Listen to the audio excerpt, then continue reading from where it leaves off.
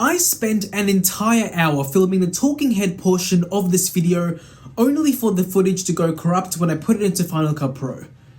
Yeah, my life sucks. But then I thought to myself, wait, hold up. I'm gonna take this opportunity to film a video like I've never filmed before, which is completely raw, my unfettered reaction to the iPhone 13 Pro Max. And what better way is there to start off this video than with a video sample from the 13 Pro Max itself. But a majority of this video will be filmed on my camera setup because I can't exactly use the 13 Pro Max to film the 13 Pro Max because Apple hasn't figured out how to defy physics yet.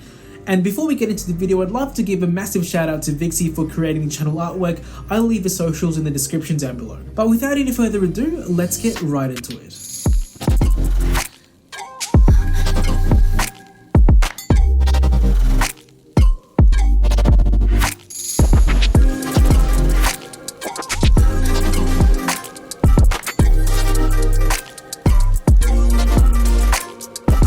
So like it says in the title, this is not a full review but an overview of my experience of the 13 Pro Max after using it for about 5 days now. But before I continue, I'd like to inform you guys that my TikTok account as well as my Twitter account is where I post my spur of the moment thoughts on the tech I'm using, so make sure to follow me on both of those platforms. I'll have the links in the description for your convenience. And I'd also like to point out that the things I'm going to say about the 13 Pro Max will also broadly apply to the smaller 13 Pro, because this year, unlike last year, Apple decided to make both the Pro models exactly the same in terms of feature parity, except for the battery life and the screen size. Throughout this video, I'll be making some cursory comparisons to the iPhone 12 Pro against the 13 Pro Max for a number of reasons. Firstly, the design is mainly the same, but looks can be deceiving because despite the very incremental exterior changes, there are quite a few minor changes that by themselves don't really amount to much, but in tandem create a very compelling smartphone experience on the 13 Pro Max. And secondly, if you have a 12 series phone, hopefully these cursory comparisons I'll be making throughout this video will kind of guide you as to whether the 13 Pro Max is a worthy upgrade for you.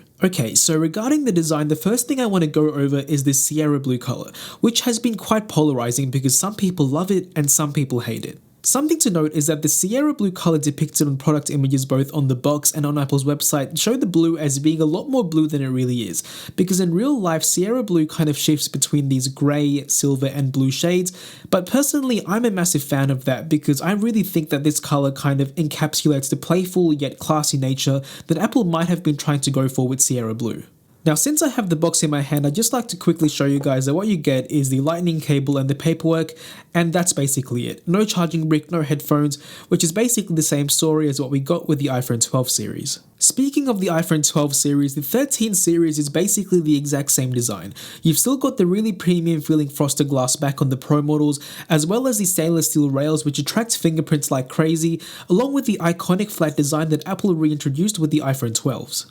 As much as I love the stainless steel edges, I can't help but wipe down the fingerprints between each shot, but honestly I feel like that's a losing battle because the stainless steel edges are going to be covered in fingerprints as long as I keep touching the phone, which is kind of necessary for me to make this review, so I'm really sorry if you keep seeing these fingerprints. There's really nothing I can do about it. In terms of Apple keeping around the same design, this is what I think. Personally, I don't really care because I think the iPhone 12 design is so iconic and Apple's really capitalizing on that with the 13 series. Of course, this design isn't without its downsides because like I mentioned before, the fingerprints are a major issue and the actual in-hand feel of the phone is not the best compared to phones with round edges. For example, here we have the OnePlus 9R, which is not as big as the 13 Pro Max with its 6.7-inch display, but it's still quite sizable with the 6.55-inch display, and as you can tell, it looks a lot more comfortable to hold simply because of the round edges. And continuing on the in-hand feel, the weight of this phone and the general density is very apparent, especially the increase over previous models, even the 12 Pro Max. The 13 Pro Max is actually the heaviest phone Apple has ever introduced, weighing in at 240 grams. So with the standard case and screen protector, you could be approaching 300 grams in terms of your everyday carry for your smartphone. Now, I'm not going to lie to you guys and say that the 13 Pro Max is completely unusable because of its weight, because it's not. This phone is definitely a two-handed phone in many scenarios, and if you use this phone with one hand for a prolonged period of time, hand fatigue is definitely an issue. But do be aware that if you're coming from a smaller iPhone especially, the increase in weight is definitely going to be noticeable. Another thing I noticed regarding the weight of this phone is that the weight distribution seems to be a bit top heavy, and when I say a bit, I mean a lot top heavy because this camera bump is absolutely massive. Compared to basically every single iPhone that came before it, the camera bump on the 13 Pro Max is massive. Like, this is you, and this is the guy she tells you not to worry about. Like, these camera bumps are ridiculously massive.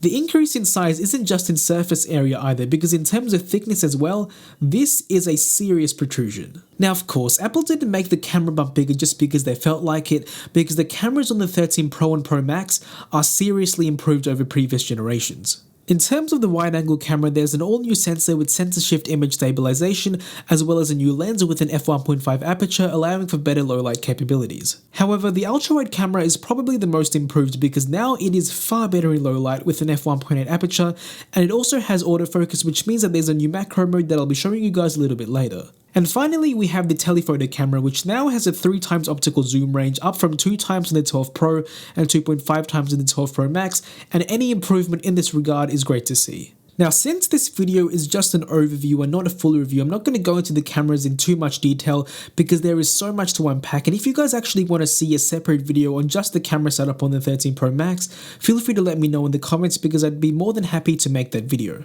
But like I promised before, I would like to show you guys a macro camera because I think it is quite cool. So here is a watch band that Anda sent out to me that I haven't unboxed yet, but this is basically what I'm going to be using to show the macro capabilities. So as soon as you move the object close to the camera, it automatically switches to the ultra-wide camera, and you can quickly grab a macro shot from as little as 2 centimeters away. And since the ultra-wide camera has a 12 megapixel resolution, any macro shot you take is going to have an insane amount of detail. For example, right here you can basically see all of the fibers in this cardboard packaging, which is quite spectacular. Now, of course, I'm no stranger to the fact that Android phones have had macro cameras for years now, but the S21 Ultra is one of the few Android phones that actually do the same implementation as the iPhone when it comes to using the ultra-wide camera for macro shots. In most Android phones that have macro cameras, the actual camera sensor itself tends to be a very low quality part, with 5 megapixel and in some cases 2 megapixel camera sensors with very little detail. This is why I'm a massive fan of the macro capabilities in the iPhone 13 Pro Max and in other phones like the S21 Ultra, which use the ultra-wide sensor with its high megapixel count to take really high quality macro shots. There are also quite a few software features like photographic styles for stills, cinematic mode for videos, and coming later to the iPhone 13 Pro models is ProRes video support, which should be very interesting. And before I move on, I'd just like to draw your attention to the Lightning port, which is still here despite the fact that USB-C is basically the port that Apple is transitioning all of their devices to except for the iPhone. Before I move on to talk about the display upgrades, I'd quickly like to touch on performance because the A15 chip in the 13 series isn't that much faster than the A14 chip in the iPhone 12 series. As you can see with these Geekbench results, the A15 chip only slightly pulls ahead of the A14 chip, which isn't exactly a bad thing because the A14 chip was already very much ahead of the competition, and the A15 chip basically solidifies that. In real world use, you can't really tell that the A15 chip is a little bit more powerful, but in terms of GPU usage, there should be a pretty sizable improvement because of the 5-core GPU in the 13 Pro and Pro Max versus the 4-core GPU in the 12 Pro, 12 Pro Max, and the standard 13 series. Alright, so now let's talk about the display, and the first thing you're going to notice is the smaller notch on the 13 series versus the 12 series. Apple was able to make the notch smaller on the 13 series because the speaker has been moved to the top bezel, but despite the smaller notch, Apple doesn't really seem to be making that much use of it. Take a look at the status bars between the smaller iPhone 12 Pro with the bigger notch versus the larger iPhone 13 Pro Max and the smaller notch, and as you can see, the amount of information displayed in the status bar is exactly the same. There is literally no difference. And yes, this does mean that we still don't get the battery percentage back on the status bar of the 13 Pro, Pro Max, or any 13 series phones, and personally I feel like the icons in the status bar look comically large, especially on the 13 Pro Max with its 6.7-inch display. Another thing you might notice on the 13 Pro compared to the 12 Pro is that the brightness is a lot more noticeable on this than it is on the older model. This is because the 13 Pro models actually have 1000 nits of peak brightness when viewing standard dynamic range content, which is only 800 nits on the 12 Pro and 12 Pro Max. And as you can see here, the display is noticeably brighter on the 13 Pro Max compared to the 12 Pro, and this change isn't really as noticeable indoors as it is outdoors because outdoors the 13 Pro Max is far more legible than the 12 Pro. And in case you were wondering, I definitely did not forget about the 120Hz adaptive refresh rate display because this ProMotion display on the 13 Pro and Pro Max is definitely a noticeable jump over the 12 Pro, 12 Pro Max, and basically every iPhone that came before this one. Now, since this video was in 24 frames per second, you're not really going to be able to see the 120Hz refresh rate, but you really have to look at this in person to see the difference for yourself and to see if it really matters to you. because as much as I love the 120Hz ProMotion display on the iPhone 13 Pro series, the 60Hz displays on iPhones don't really feel that slow in comparison.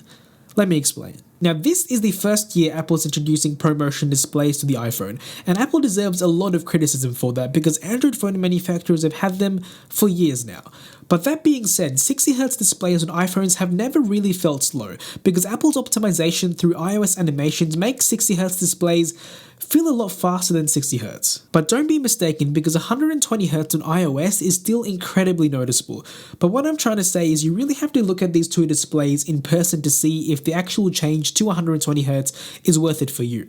Now personally, I don't think I can go back to 60Hz after experiencing 120Hz on Android and on iOS now, but your mileage may vary, so you really have to check for yourself. And while I have my OnePlus in my hand right now, I'd just like to express my dissatisfaction about the iPhone not having an in-display fingerprint sensor because these things are really convenient, especially when Face ID doesn't work when you're wearing a mask. The biggest change on the 13 series, especially the 13 Pro Max, has to be the battery life, because the battery life on this device has impressed me to no bounds. Ever since I got my 13 Pro Max, I've been going on and on about how good the battery life is.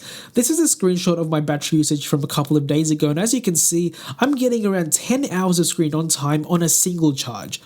Which is insane, because this is high brightness usage with the cameras, with media consumption, with a lot of different things, and 10 hours of screen on time is definitely nothing to laugh at. If you're a power user, an enthusiast, or someone who generally uses their phone a lot, the battery life alone is a reason to upgrade to the 13 Pro Max, even over the 12 Pro, because for me I'm literally getting double the battery life on this compared to my 12 Pro.